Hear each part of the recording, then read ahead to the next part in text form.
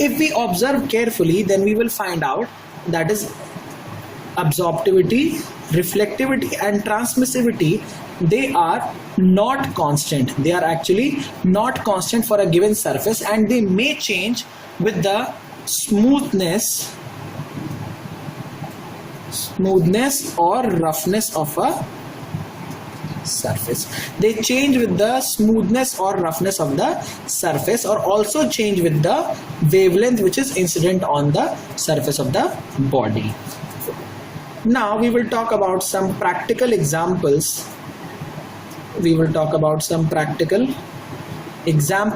Say, for example, in a car, we have a car here.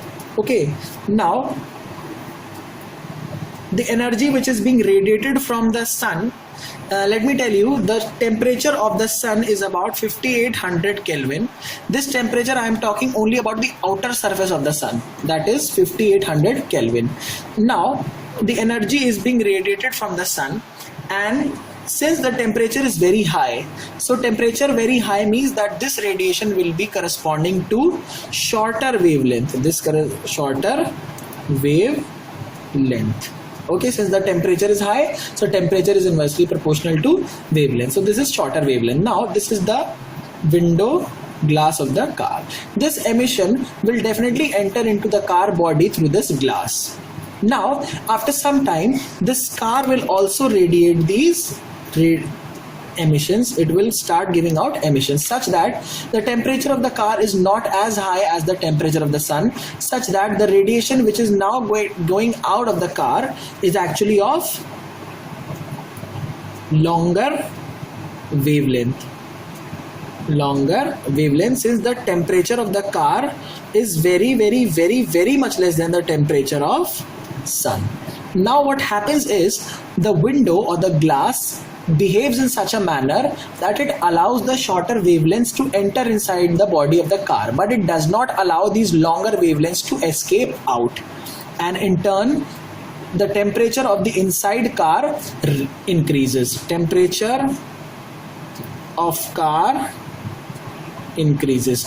of the car increases. Okay, so 5800 is actually the peripheral temperature of the sun that we were talking about. That is the temperature of the periphery or the outer surface. Okay, next practical example is, we have the sun, we have the earth. Okay, sunlight is coming from the sun and it is reaching the Earth's atmosphere, and we know that in the Earth's atmosphere there is carbon dioxide. Okay, there is carbon dioxide. The radiations which are coming from the sun are of shorter wavelength, as I have explained in the previous example. This carbon dioxide forms a blanket over the Earth's surface such that it allows the shorter wavelength to enter inside the Earth's atmosphere. Now during the cooling phase, this Earth will also give out certain radiations, but these emissions will be corresponding to longer wavelength. Okay, why? Because the temperature of the Earth would not be that high as compared to the sun.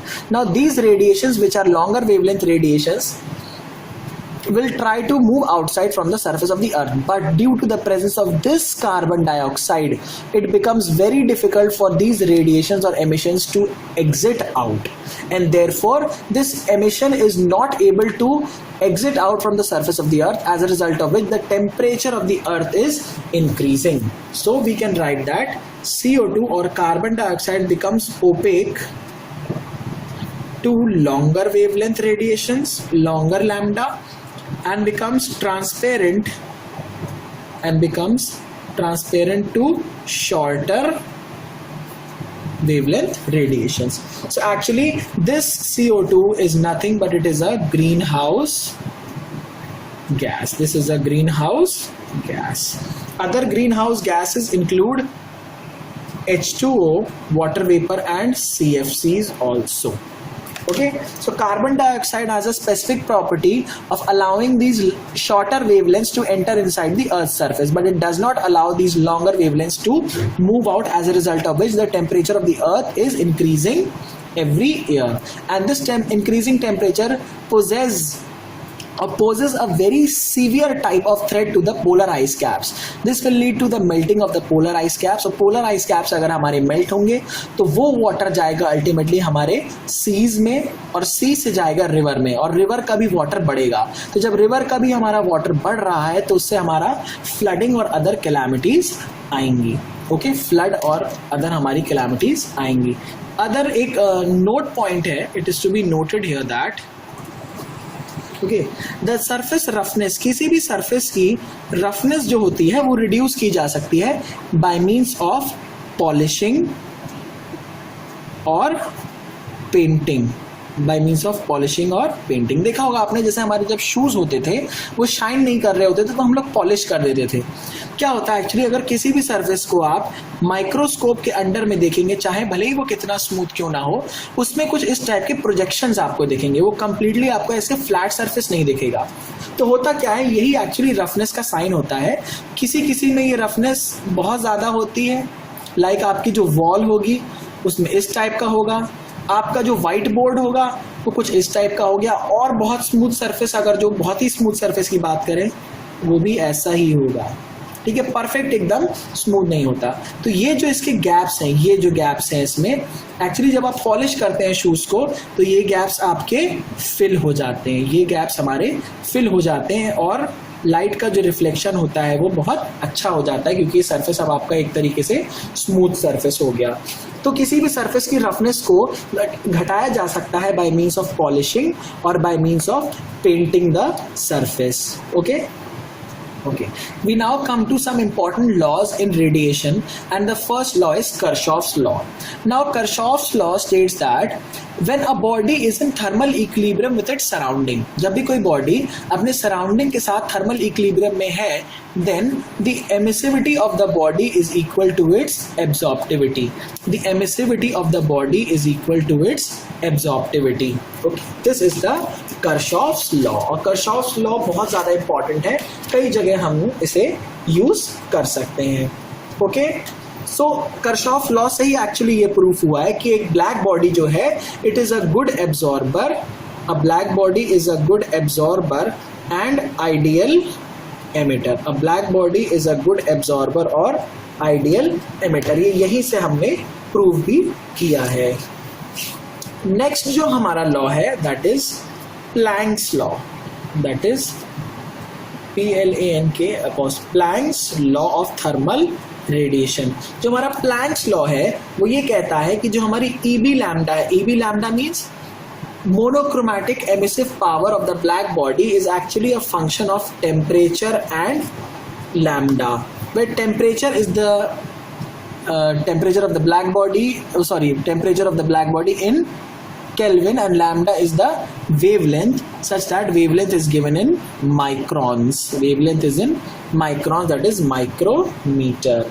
Okay, and this law states that the emissive power, the spectral emissive power of a black body is dependent upon both its absolute temperature and the wavelength of emission, such that EB lambda equals 2 pi C1 pull upon lambda to the power of 5 e to the power C2 upon lambda t minus 1. Okay, this is actually the Planck's law. You need to remember this law because sometimes question may be directly asked to evaluate the value of C1 or C2, where C1 and C2 are the constants. C1 and C2 are constants. Okay, C1 and C2 are constants and they can be determined experimentally.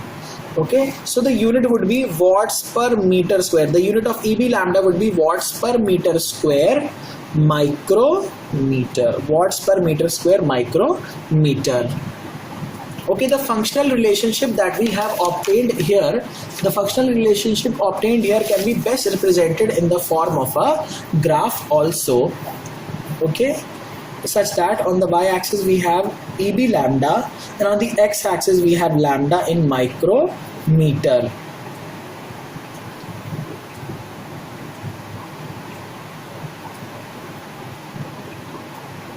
okay, such that peaks are being marked, okay, such that the temperature corresponding to this one is 2000 Kelvin, the temperature of this is 1000 Kelvin, and the temperature of the smallest one is 500 Kelvin, such that this is T3, this is T2, this is T1. So lambda would be lambda 1 corresponding to T1. Here we have lambda 2 and here we have lambda 3. Okay, here we have lambda 3. So all curves are being drawn from for the same body. Now, one very important observation from this graph is that as the temperature is increasing, the wavelength corresponding to that temperature is decreasing. As the temperature is increasing, the wavelength corresponding to it is decreasing. This is a very important, क्योंकि 500 Kelvin पे हमारा lambda 1 है और आप देख रहे हो lambda 1 is definitely larger as compared to lambda 2. So lambda 1 is greater than lambda 2 is greater than lambda 3. ठीक है, जैसे जैसे टेम्परेचर हमारा बढ़ रहा है वेवलेंथ हमारा कम हो रहा है, तो हम देखते हैं कि actually wavelength is inversely proportional to temperature. और अगर हम ये प्रोपोर्शनैलिटी साइन हटाएं और कांस्टेंट एक इंट्रोड्यूस कर दें तो lambda m into t is equals to constant. M means maximum wavelength, okay, and this constant is nothing, or this law is called as Vane's law. This is called as Vane's law. Vane's law states that the product of lambda and temperature will always be constant. Okay, will always be constant. Now, the fourth and the most important law in case of radiation is Stefan-Boltzmann law. Stefan-Boltzmann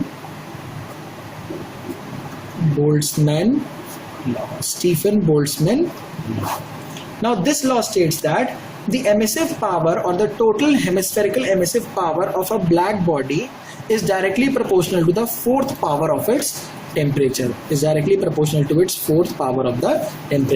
Now, one very important thing which I missed in the starting of the lecture of radiation is that radiation is the only mode of heat transfer which comes into picture when the temperatures associated are very high. So we will have this mode of heat transfer only in the case when the temperature is very high.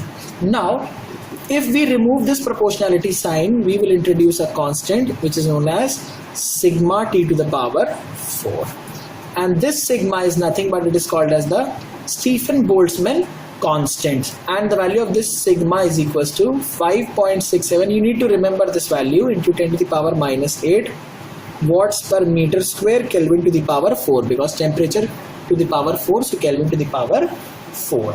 Now, one very interesting fact to know here is from the Planck's law we can derive Stefan-Boltzmann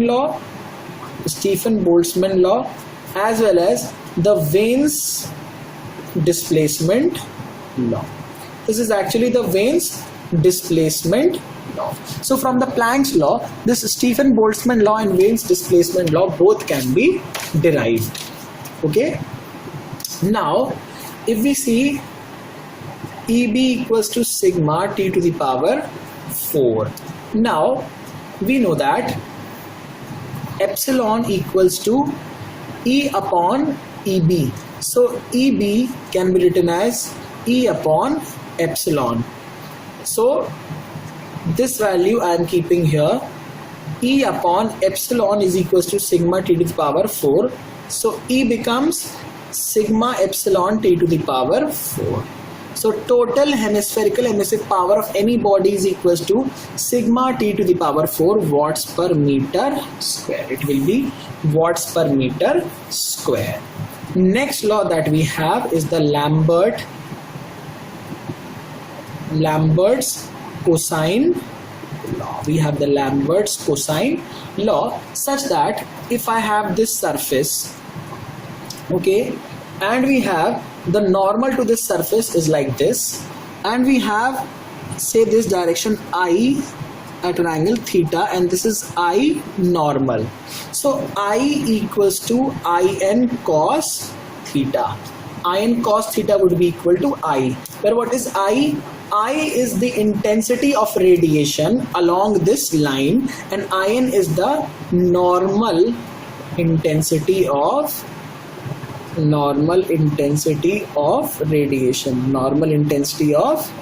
radiation. Okay, this is the normal intensity of radiation, and this is the intensity of radiation along this direction theta. Okay, so the unit of this radiation would be joule per second meter square steradian. Joule per second meter square, because per unit time, per unit area, this is leaving the surface, per unit time, per unit area, and steradian means the solid angle. It will generate a like cone type का. ऐसे अगर हम देखें तो इस पूरे angle में से कितना ये रेडिएशन पास कर रहा है, ये हो जाएगा हमारा. और अगर हम देखें तो हम ये पाएंगे ब्लैक बॉडी के लिए हमें एक चीज रिमेंबर करनी है कि फॉर द ब्लैक बॉडी हमारा जो EB है, EB is the emissive power of the black body equals pi into IN. Please remember this formula. EB is equals to pi into IN, where IN is the intensity which is normal to the surface. Okay, and pi तो आपको पता है 22/7 या 3.14 होता है. Now the most important topic in this chapter of radiation is shape factor, view factor और configuration factor.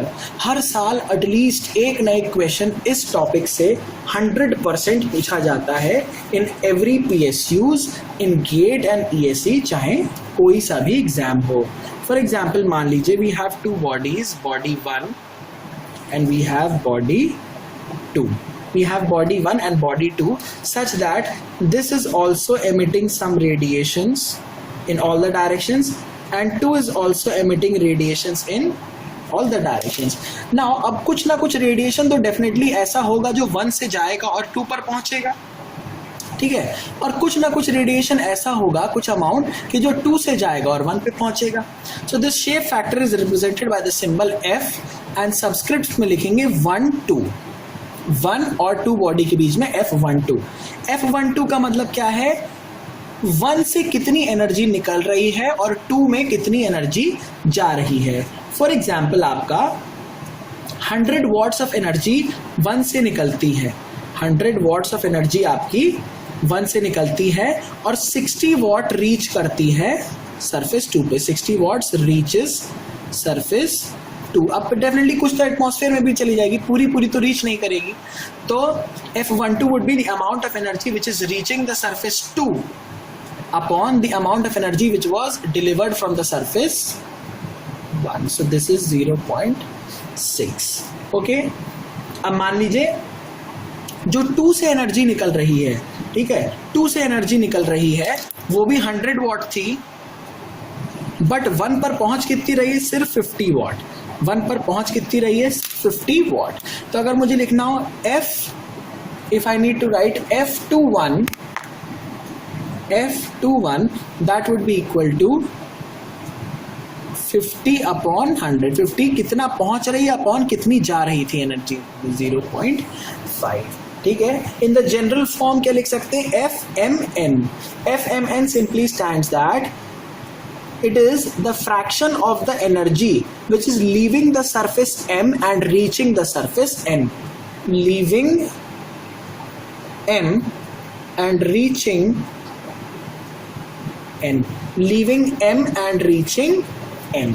ठीक है, एक बहुत इंपॉर्टेंट टॉपिक है और इसे बहुत ध्यान से हमें समझना है क्योंकि यहाँ से क्वेश्चन हर साल पूछा जाता है.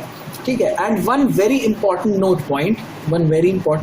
Point here, that shape factor or view factor is actually independent of the temperature. It is independent of temperature. Directly proportional to T0 means temperature पे depend नहीं करता है, wavelength पे depend नहीं करता है, wavelength पे भी depend नहीं करता. It depends only on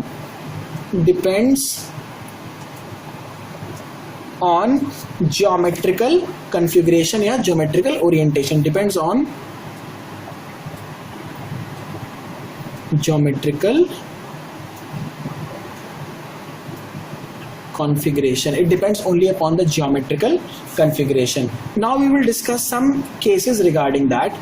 अगर हमारे पास कोई एक flat surface है, if we are having a flat surface and this is surface 1, the view factor of this surface with respect to itself would be equal to 0. इसका मतलब क्या है, अगर मान लीजिए इस surface से कोई भी एनर्जी रेडिएट होती है तो वो डेफिनेटली इस सरफेस पे वापस नहीं आने वाली.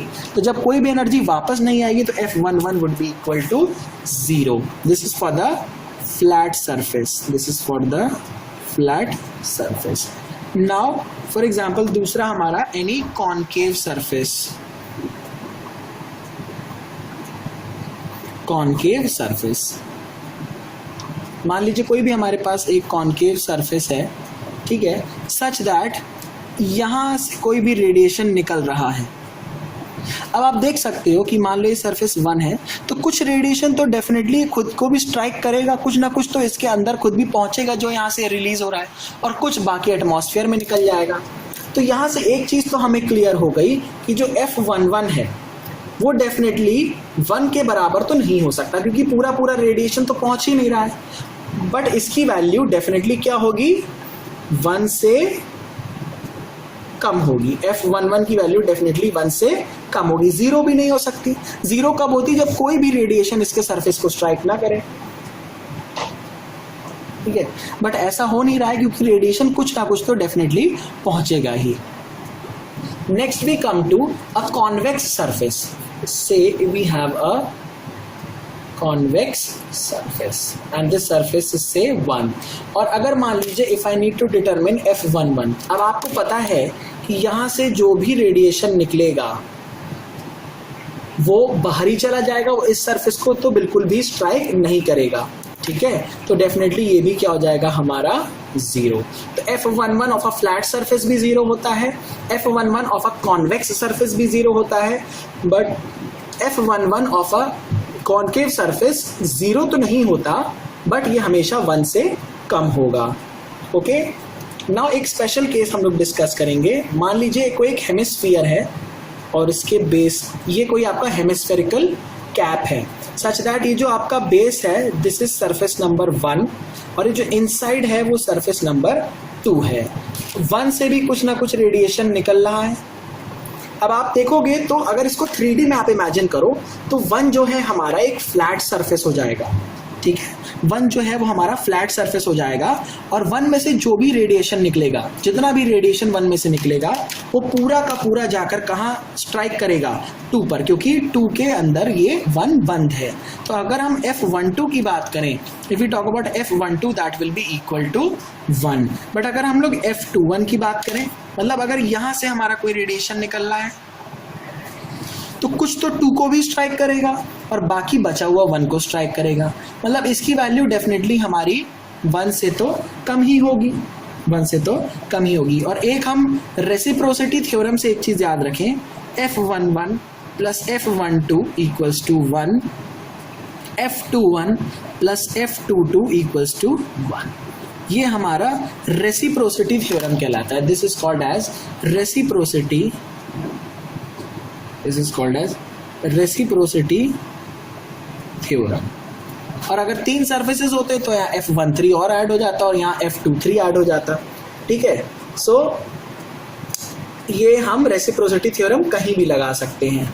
ओके, और आपको अगर पूछा जाए what will be the area of the base, ये जो आपका बेस है तो एरिया क्या हो जाएगा, area is circular, so area would be pi r square.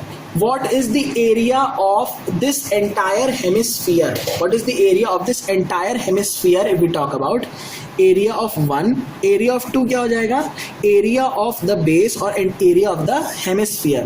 4 pi r square तो पूरा स्फीयर का होता है, तो हेमिस्फीयर का कितना हो जाएगा 2 pi r square, ये वाला एरिया, और प्लस ये वाला बेस का area.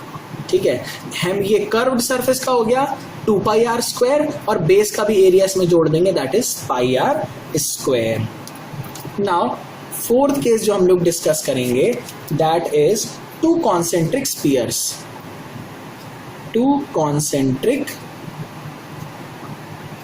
Spheres, 2 concentric spheres. For example एक बड़ा स्पीयर है, उसके अंदर एक कोई छोटा स्पीयर है, ठीक है। छोटा स्पीयर इज स्पीयर नंबर 1, बड़ा स्पीयर इज स्पीयर नंबर 2। अगर हम लोग देखें F12 की बात करें तो वन सरफेस से जो भी रेडिएशन निकलेगा वो सारा का सारा 2 में चला जाएगा। That means F12 is how much? F12 is 1। और अगर हम बात करें F21 की, अगर F21 की बात करें तो 2 से निकलने वाला रेडिएशन कुछ तो 2 को भी स्ट्राइक करेगा और बाकी का बचा हुआ 1 को स्ट्राइक करेगा, तो इसकी वैल्यू डेफिनेटली हमारी लेस देन 1 होगी। और अगर रेसिप्रोसिटी थ्योरम लगाएं तो F21 प्लस F22 बराबर 1 and F12 plus F11 plus F12 equals to 1 होगा। तो ये रेसिप्रोसिटी थ्योरम से हमारा ऑब्टेन हो सकता है, ठीक है। अब नेक्स्ट जो हम एग्जाम्पल डिस्कस करेंगे that will B for infinitely long concentric cylinders.